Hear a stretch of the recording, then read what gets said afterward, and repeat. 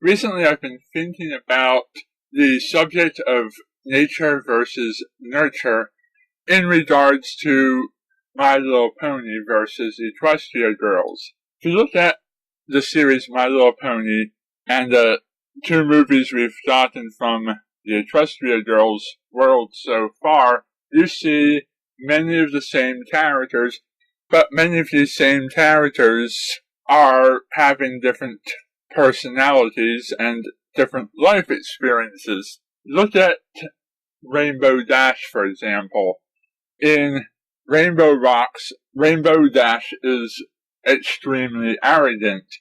And while this is a personality trait that Rainbow Dash has had on the Pony Show, it's rarely been quite as arrogant as what we see in the Rainbow Rocks movie. And parts of Rainbow Dash's personality, her bragging, her tomboy side, her love for sports and adventure and so forth, can be attributed to her nature, her genetics, the things that she inherits from her parents, who have never been on the series, but we can assume that throughout Rainbow Dash's family there have always been jocks and tomboys and a culture of people or ponies trying to be their very best, or a genetic tendency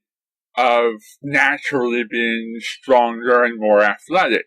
Just like with the Apple family, you have a genetic tendency for being hardworking and honest, or perhaps those personalities were passed down through their family culture, which would be the nurture half of the debate.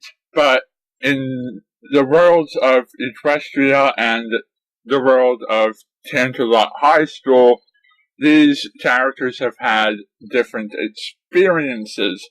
While they all share identical genetic structures, they each share completely unique experiences. Human Fluttershy, for example, never fell off of a cloud and got caught by a bunch of butterflies. Human Pinkie Pie never grew up on a rock farm, but she lives at home and has a sister named Maud, who Maud has a pet rock named Boulder. Both Applejacks grew up on a farm with Granny Smith, Apple Bloom, and Big Mac. Pony Rainbow Dash never played in a rock band, but Human Rainbow Dash never ran a race and invented the sonic rain boom. Both rarities seem to be fond of dresses, but I'm imagining that Human Rarity never got magically pulled to a giant rock that contained gems and various minerals to enhance the beauty of her dress. Human Twilight lived a completely different life, had a completely different set of friends and interests, and has never even met the rest of the main six. Human Flash Sentry isn't a guard, and Pony Fluttershy can't perform on stage and has to hide behind a curtain, while Human Fluttershy can play on stage as long as she stays out of the spotlight. The fact that these characters will have different experiences that will help mold their personality beyond just what they inherited from their parents and grandparents. Now, so far, we don't know a whole lot about the human counterparts. We've only seen 2 movies. Let's pretend that the reverse happened. Let's pretend that the human characters were the ones that we got to know for 4 full seasons of episodes, and the pony characters we only got to know through movies, and therefore would have only seen the season 1 pilot episode, and possibly I would wager that the second My Little Pony movie would have been a combination of Ticketmaster and The Best Night Ever.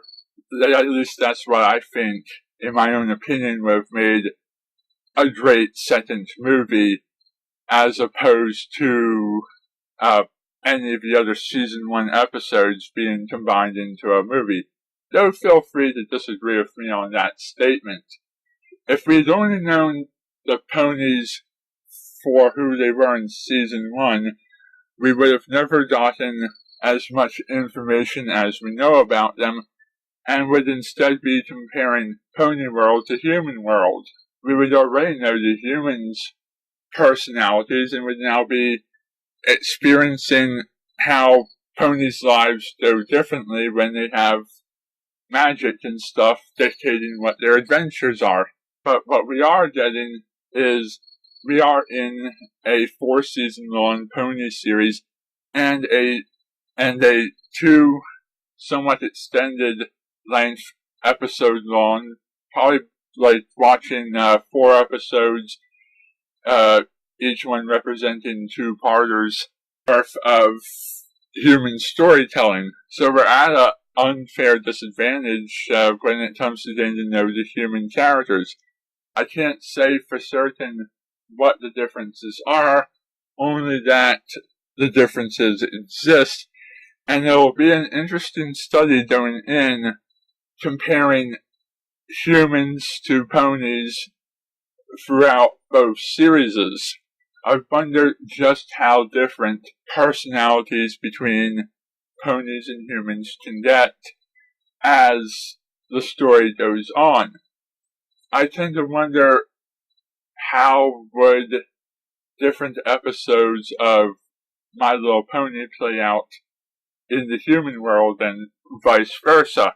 In a situation like, for example, Ticketmaster, a situation like that could very well arise in human world, and we could see the humans fighting over tickets to some amazing event that one of their friends only has 2 tickets and can only bring one of the 6, and then they could get their hands on extra tickets. But in a situation like Philly Vanilli, now if the human Big Mac were to lose his voice doing a turkey call, there is absolutely no way that human Fluttershy could replace him, because Poison Joke doesn't exist. There can be no Flutter Guy in the human world. Plus the fact that human Fluttershy doesn't have stage fright and would have no problem performing on stage with the human equivalent of the Ponytones, who would furthermore, in addition to not being included in Rainbow Rocks for some reason, the Ponytones would not be called the Ponytones, because what would they be? The Human Tones?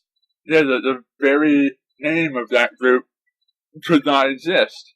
So, yeah, there's a good number of pony episodes that only work in the magical world. But there's also a good number that can work in both worlds, because they are so slice of life.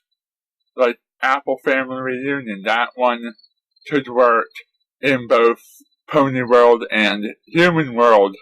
An episode where the ponies have to fight a Hydra and jump into a swamp filled with bubbles would never work in the human world, because hydras and bubbling swamps don't exist there. But the human world could do an episode of Twilight performing scientific studies to discover if magic's real or not. It's going to be very interesting moving forward, seeing how these differences get worked out, and how giving the human ponies different experiences than the regular ponies who have always been ponies, how that experiences and those differences mold those characters down a different path. Another observation before I sign off is the cutie mark destiny concept. And that's the idea that in pony culture, a cutie mark represents who you're meant to be. It appears when you discover your special talent, and as we see in Magical Mystery Cure, it dictates your profession for the rest of your life, meaning that the apple cutie mark means you worked on a farm, and the balloon cutie mark means that you make other ponies laugh, and the lightning bolt cutie mark means that you must perform weather management. But in human world, human Rainbow Dash cannot manipulate the weather. And while human Rarity may make dresses, and Applejack may work on a farm, and Pinkie Pie may make others laugh, human Fluttershy cannot talk to animals. She can care for them, but she can't talk to them. Human Twilight will never master magic and become a princess living in a castle. So the human counterparts are clearly going to have different destinies. Most notably, Rainbow Dash, who will never idolize the Wonderbolts and then lay on a cloud and get depressed and make the cloud turn into rain.